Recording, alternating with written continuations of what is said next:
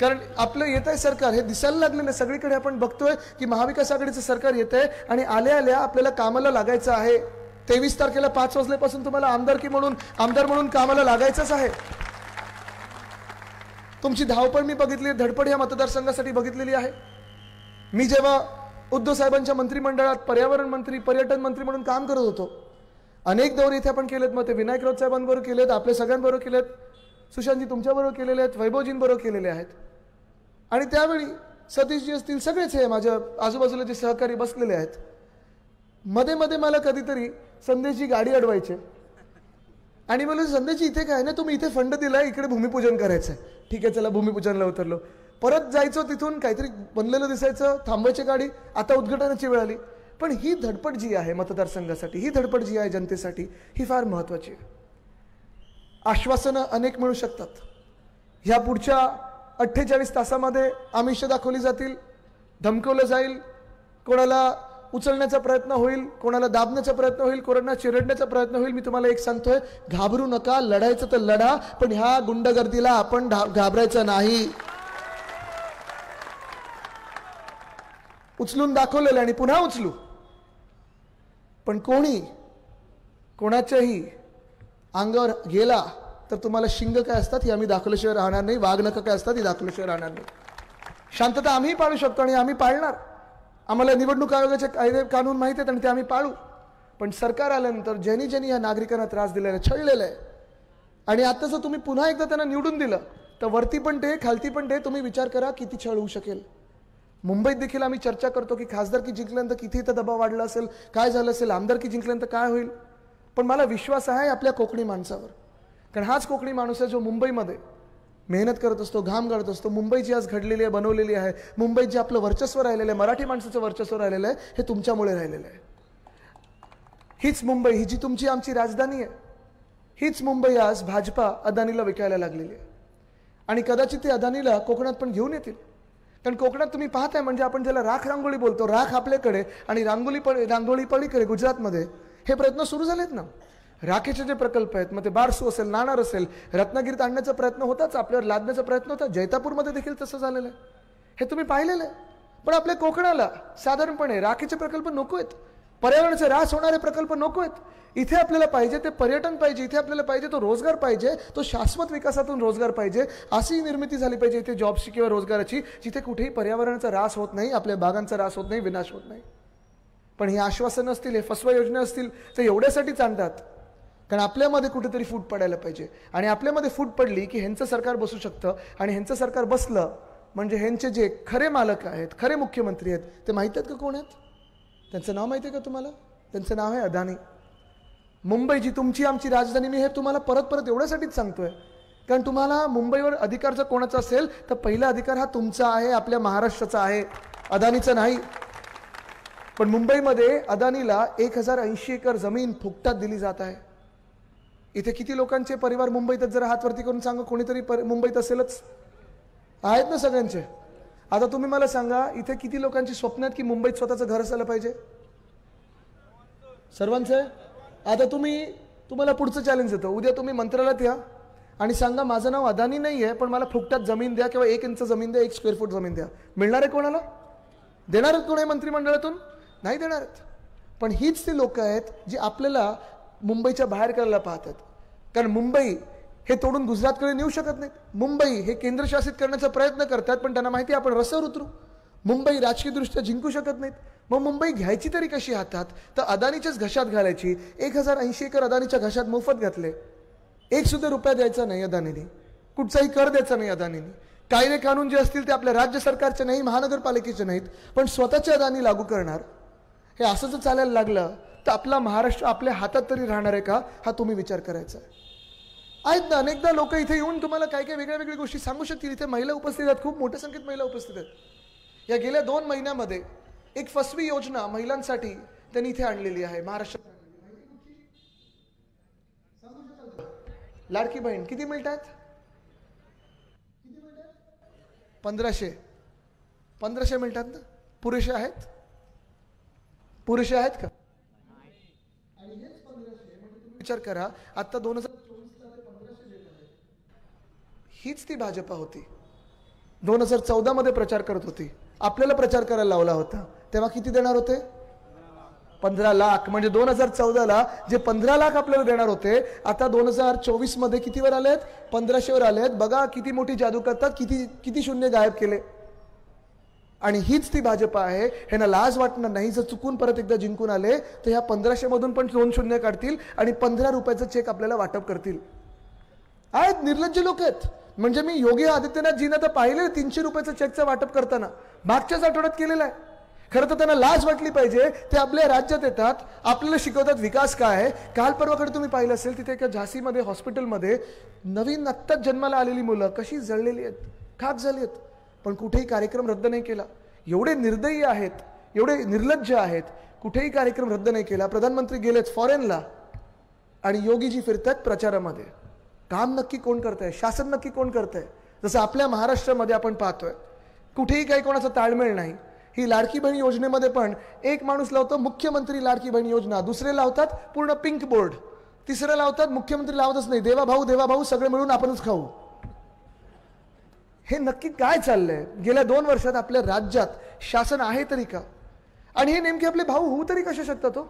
हे ना आपण आत्ता आठवले, 2 महिन्यापूर्वी आठवलेलो आहोत. पण महिलांवर जेव्हा महाराष्ट्रामध्ये अत्याचार वाढत चालले होते, महिलांवर जेव्हा कोणीतरी हात उचलण्याचा प्रयत्न करतं, महिलांवर जेव्हा कोणी बलात्कार करण्याचा प्रयत्न करतं, तेव्हा हे लाडके भाऊ गेले कुठे होते? बदलापूरचं सांगणार आहे मी. बरोबर आहे तुमचं, सांगणार आहे. तुम्हाला सांगायचं का? नाही, बरोबर आहे. तर थांबू नका, ते बरोबर बोलतात. येतोय त्या मुद्द्यावर. बदलापूरमध्ये बरोबर झाले, त्यांनी आठवण केली. बदलापूरमध्ये 10 दिवस लागले एका गरोदर महिलेला FIR फाईल करण्यासाठी, FIR दाखल करण्यासाठी. त्याच बदलापूरमध्ये जनतेला आंदोलन करायला लागलं आणि त्याच जनतेला बेड्या ठोकून पोलीस स्टेशनला नेलं. का? तर ती शाळा एका भाजपवाल्याची होती.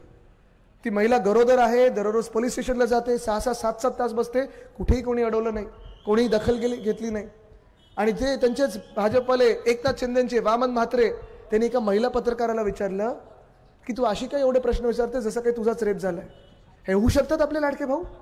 जे प्रधानमंत्री महोदय कर्नाटकमध्ये जाऊन त्या रेवण्णा राक्षसासाठी प्रचार करतात, त्या रेवण्णांनी 2000 महिलांवर बलात्कार केले, त्याचं व्हिडिओ टेपिंग केलेलं आहे, त्याच्यासाठी प्रधानमंत्री महोदय स्वतः जाऊन प्रचार करतात. हे होऊ शकतात तुमचे लाडके भाऊ? जे संजय राठोड आता एकनाथ शिंदेच्या मंत्रिमंडळात घाणेरडे आरोप झाले होते, तेव्हा उद्धव साहेबांनी गेट आउट कडून काढून टाकलं होतं एका मिनिटात, त्यांनाच पुन्हा एकदा मंत्री बनवणारे एकनाथ शिंदे होऊ शकतात तुमचे भाऊ? जे अब्दुल सत्तार सुप्रियाताई सुळेंना घाणेरडे शिवे देतात, अनेक महिलांना घाणेरडे शिवे देतात, चॅनलवर दिलेत, त्यांना मंत्रिमंडळात प्रमोशन मिळालेलं आहे, होऊ शकतात का आपले लाडके भाऊ? आणि म्हणून असले लाडके भाऊ आपल्याला मुळीच नको. हे कोणाचेच भाऊ नाही आहेत, हे नुसतं देवा भाऊ एक सगळे मिळून खाऊ असं चाललं त्यांचं. आपले भाऊ हे होऊ शकत नाहीत. आपले कुटुंब प्रमुख आहेत उद्धव बाळासाहेब ठाकरे, आणि त्यांनी वचन दिलेलं आहे की नुसतं लाडकी बहीणमध्ये 1500 रुपये नाही, तर आत्ता जी महागाई ह्या देशात असेल, ह्या महाराष्ट्रात असेल, मोदी साहेबांमध्ये वाढलेली आहे, बेरोजगारी वाढलेली आहे, प्रत्येक महिलेला आपण दुप्पट करून 3000 रुपये प्रति महिना आपण देणार आहोत. 3000 रुपये देणार आहोत. फक्त ते नाही, ही आता ST बस जिथून चाललेली आहे बघा, लालपरी चालली आहे, ह्या ST बसमध्ये जर महिलांना प्रवास करायचा असेल, मुंबईमध्ये BST मध्ये प्रवास करायचा असेल, प्रत्येक शहरामध्ये जो शासकीय आपला बस प्रवासचा मार्ग असतो त्या बसमध्ये जायचं असेल, तर महिलांसाठी आपण मोफत पास करून देणार आहोत. वर्षाला 6 सिलेंडर मोफत करणार आहोत. पण लाडकी बहीण सोबत जसं आपण सांगतो की महिला ह्या देशातल्याच समाजातल्या मोठा एक आधारस्तंभ आहेत. महिला घर चालवतात, पण महिला समाज देखील चालवतात, आणि महिलांची रक्षा, महिलांचं रक्षण झालंच पाहिजे. लाडकी बहीण सोबत आपल्याला सुरक्षित बहीण पाहिजे. जो शक्ती कायदा आपण पारित केला होता तो ह्या भाजपवाल्यांनी टांगून ठेवला आहे, त्याला पुन्हा एकदा आपण आणून पुन्हा एकदा पारित करू, म्हणजे महिलांवर कोणाला हात उचलायची हिंमत करूच नाही शकणार असा हा कायदा आपण आणणार आहोत. महिला पोलीस भरती आपण प्रत्येक जिल्ह्यात वाढवून घेणार आहोत. प्रत्येक तालुक्यामध्ये महिला पोलीस स्टेशन खास फक्त महिलांसाठी आपण करणार आहोत. पण जेव्हा आपण महिलांचा विचार करतो तेव्हा या समाजाचा विचार करतो, या घराचा विचार करतो. आणि समाज म्हटल्यानंतर, घर म्हटल्यानंतर तरुण तरुणी, युवती आणि युवा हे आलेच. गेल्या 2 वर्षामध्ये तुम्ही मला सांगा, या महाराष्ट्रामध्ये जसं मी आता इथे आंब्याचं विचारलं, मग ते कृषी क्षेत्रात असो किंवा उद्योग क्षेत्रात असो, एक तरी गरुड झेप घेतलेली आपण गोष्ट सांगा, या महाराष्ट्रात चांगली झालेली गोष्ट सांगा. जे मी आज सतत सगळ्यांना विचारत आहे की ठीक आहे, तुम्ही माझ्या वडिलांच्या सर्वात कठीण काळात माझ्या वडिलांच्या पाठीत खंजीर खूप असलात, 2-2 शस्त्रक्रिया झाल्या होत्या तेव्हा माझ्या वडिलांच्या पाठीत खंजीर खूप असलात, माझ्या वडिलांना जेव्हा तुम्ही म्हणजे उद्धव बाळासाहेब ठाकरे ह्यांना तुम्ही मुख्यमंत्री पदावरनं खालती खेचलात तेव्हा घाणेरड्या लोकांसारखे टेबलवर चढून विचित्र हातवारे करून नाचलात. पक्ष चोरला, चिन्ह चोरलं, सगळं काही चोरलं. म्हणजे मोठ्या साहेबांचा वंदनीय हिंदू सम्राट बाळासाहेब ठाकरेंचा फोटो देखील चोरलात, जो उद्धव साहेबांनीच काढला होता. सगळं चोरलं. उद्या तुम्ही ठाकरे अडनाव लेखीन घेऊन फिरायचा प्रयत्न कराल. हे सगळं केलं तुमच्या स्वार्थासाठी केलं. या महाराष्ट्रासाठी काय केलं तुम्ही? मोदीजी येतात आणि सांगतात की मग काँग्रेस असेल किंवा राष्ट्रवादी काँग्रेस असेल, त्यांनी मोठ्या साहेबांचं नाव घेऊन दाखवा. काल प्रियंका गांधींनी नाव घेऊन दाखवलेलं आहे. त्यांचा आदर किती आहे त्यांच्या मनामध्ये ते दाखवलेलं आहे. आज राहुल गांधींनी घेतलेलं आहे. झालं ना मोदी साहेब, तुमचं चॅलेंज स्वीकारलं होतं, झालं, चॅलेंज संपलं. आता मोदी साहेब मी तुम्हाला चॅलेंज देत आहे की तुम्ही आम्हाला सांगा गेल्या 2 वर्षामध्ये तुमचं सरकार जे घटनाबाह्य सरकार आहे, जे गद्दारांचं सरकार आहे, जे खोके सरकार आहे, द्वेष पसरवणारं सरकार आहे, विष पसरवणारं सरकार आहे, जे सरकार तुम्ही आमच्या डोक्यावर बसवलं, आमचा पक्ष फोडून, आमचा पक्ष चोरून, तुमच्या सरकारनी या राज्यामध्ये एक तरी नवा रोजगार निर्मिती केली आहे का? एक तरी नवा रोजगार आणलाय का? एक तरी नवी नोकरी आणली का? एक तरी उद्योगधंद्याला मदत केली आहे का? एका माणसाला तुम्ही केली आहे? जसं आम्ही साईबाबांचे भक्त आहोत, आम्ही सांगतो साईबाबा बोलायचे सबका मालिक एक है. भाजप बोलतं सबका मालिक अदानी आहे. हा आपल्या हिंदुत्वामध्ये आणि त्यांच्या हिंदुत्वामध्ये फरक आहे.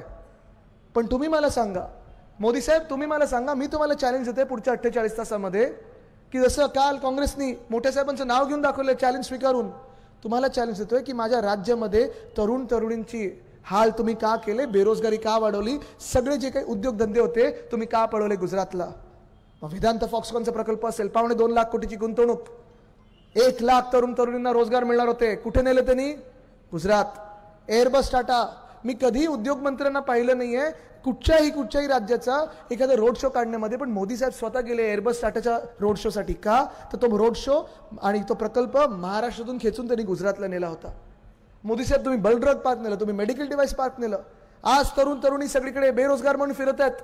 मग कधी पोलीस भरतीसाठी 17,000 पदांची भरती असेल, 17 लाख तरुण महाराष्ट्रात येत आहेत. एअर इंडियाची भरती असेल, 600 पदांची भरती असेल, 25,000 तरुण तरुणी येतात माझ्या मुंबईमध्ये. तुम्ही मला सांगा मोदी साहेब, तुम्ही का रोजगार निर्मिती माझ्या महाराष्ट्रात करू नाही शकलात? या प्रत्येक बेरोजगार तरुणाला आपण जसं दर्जेदार शिक्षण मुलांना मुलींसारखं देणार आहोत, बेरोजगार तरुणाला जॉब मिळेपर्यंत आपण 4,000 रुपये प्रति महिना देणार आहोत. गरज आहेच. महागाई वाढत चाललेली आहे, बेरोजगारी वाढत चाललेली आहे. आणि या महागाईच्या जमान्यामध्ये जसं महिलांना आपण एक आधार देणार आहोत, तरुणांना आधार देणार आहोत, ह्या महाराष्ट्रात प्रत्येकाला कॅशलेस ट्रीटमेंट 25 लाखापर्यंतची देणार आहोत. गरज आहे. कारण हा महाराष्ट्र गेल्या 2 वर्षामध्ये ज्या अंधारात तुम्ही नेलेला आहात मोदी साहेब, तिथे आम्हाला ही मशाल पेटवावीच लागणार आहे. म्हटलं जातं कमल खिलने के लिए कीचड़ लगता है, पण किती चिखल तुम्ही उचलफेक करणार? किती चिखल तुम्ही या इथे महाराष्ट्रात आणणार? चिखल आणणार तरी किती? आणि हा चिखल पसरवण्यासाठी तुम्ही आज मी पाहिलं पंकजाताई स्वतः बोललेले आहेत की जवळपास 90,000 लोक भाजपाने गुजरातमधून आणलेले आहेत, ते प्रचारासाठी आणलेले आहेत. म्हणजे विचार करा, ज्या गुजरातनी आपलं वेदांत फॉक्सकॉन पळवलं, बलड्रग पार्क पळवलं, एअरबस टाटा पळवलं, सगळं पळवलं, त्याच गुजरातमधून जवळपास 90,000 लोक भाजपसाठी प्रचार करायला येणार आहेत, तुमच्या गावागावांमध्ये येणार आहेत आणि तुम्हाला मतदान कुठे करायचं सांगणार आहेत. तुम्ही करणार कमळावर मतदान? करणार कमळावर मतदान? हे आता शेवटच्या 2 दिवसांमध्ये तुम्हाला येऊन सांगतील की आम्ही हिंदुत्ववादी पक्ष आहोत. आम्ही पण हिंदुत्ववादी आहोत. पण मोदी साहेब, तुमचं हिंदुत्व आणि आमच्या हिंदुत्वामध्ये जमीन आसमानाचा फरक आहे. आमचं हिंदुत्व हे घरातलं चूल पेटवणारं हिंदुत्व आहे, तुमचं घर पेटवणारं हिंदुत्व आहे. मोदी साहेब, तुमच्या हिंदुत्वामध्ये आणि आमच्या हिंदुत्वामध्ये फरक आहे. तुम्ही भगवान श्रीरामाच्या मंदिराचं तुम्ही अपूर्ण असताना स्वतःच्या स्वार्थासाठी आणि निवडणुकीसाठी उद्घाटन केलं. आमचं हिंदुत्व हे सांगतं हृदयात राम आणि हाताला काम. आम्ही जनतेला हाताला काम देणारे लोक आहोत. मोदी साहेब, तुमच्या हिंदुत्व आणि आमच्या हिंदुत्वात खूप फरक आहे. आमचं हिंदुत्व स्पष्ट आहे, तुमच्यासारखं नाही. तुमचं हिंदुत्व म्हणजे तुम्ही काय खाता, किती वेळा मंदिरात जाता, कुठचा रंग घालता, एवढा पोकळ नाही आमचा धर्म. आमचा धर्म हा खूप महत्वाचा आहे, मोठा आहे आणि खूप खूप गहरा आहे. आमचा धर्म म्हणजे रघुकुल रीत सदा चली आहे, प्राण जाय पर वचन न जाय, हे आमचं हिंदुत्व आहे. जी वचनं आम्ही दिली आहेत ती आम्ही पुरी करून दाखवू. कारण इथे देखील मला आता अनेकदा मी ऐकत असतो, पण आता पण खास मी विचारलं की पाण्याच्या प्रश्नाचं काय झालं? नळ पाणी योजना असेल, काय झालं? मग या 2 वर्षात सत्ताधारी होते ते काय करत होते? सगळीकडे जाऊन सांगतात, हिंदू मुस्लिम मध्ये वाद निर्माण करण्याचा प्रयत्न करतात. तुम्ही मला सांगा, ज्यांना आज घरात पाणी मिळत नाहीये ते काही हिंदू नाही आहेत? जी योजना लोकांपर्यंत पोहोचत नाही ते काही हिंदू नाही आहेत, पण उगीच काहीतरी बटेंगे तो कटेंगे, म्हणजे भाजपवाले हे बटेंगे कटेंगे लुटेंगे छाटेंगे मारेंगे त्याच्या पुढे जातच नाही, हो जातच नाहीत. 10 वर्षात ह्या देशामध्ये केलं तरी काय, हा हे जर उत्तर मिळालं 2.5 वर्षात महाराष्ट्रात केलं तरी काय. जसं मी सांगतो, महाविकास आघाडीच्या काळात आम्ही 6.5 लाख कोटीची गुंतवणूक आणली, मॅग्नेटिक महाराष्ट्राचे कार्यक्रम घेतले. जेव्हा सरकारांचं स्थापन झालं होतं 2 लाखापर्यंतची सगळ्या शेतकऱ्यांची कर्ज माफ करून टाकली होती, मुक्त करून टाकलं होतं. महिलांच्या सुरक्षेसाठी आम्ही शक्ती कायदा आणला होता. सगळ्या शहरांमध्ये असेल, सगळ्या ग्रामीण भागांमध्ये असेल, वेगळे वेगळे शाश्वत विकासाचे कार्यक्रम राबवत होतो. याच जिल्ह्यामध्ये मी पर्यटन मंत्री असताना आरमार बोट आणली, इथे तारकर्लीला आपण स्कुबा डायव्हिंग सेंटर सुरू केलं. हे सगळं काही करत होतो. तुम्ही एक तरी मला भाजपवाला दाखवा ज्यांनी तुम्हाला अशा कामाची यादी करून दाखवलेली आहे. पण मोदी साहेब येतात आणि सांगतात एक रहेंगे तो सेफ रहेंगे. मी पण सहमत आहे. इथून पुढे निघत असताना मी सांगतो एक रहेंगे तो सेफ रहेंगे.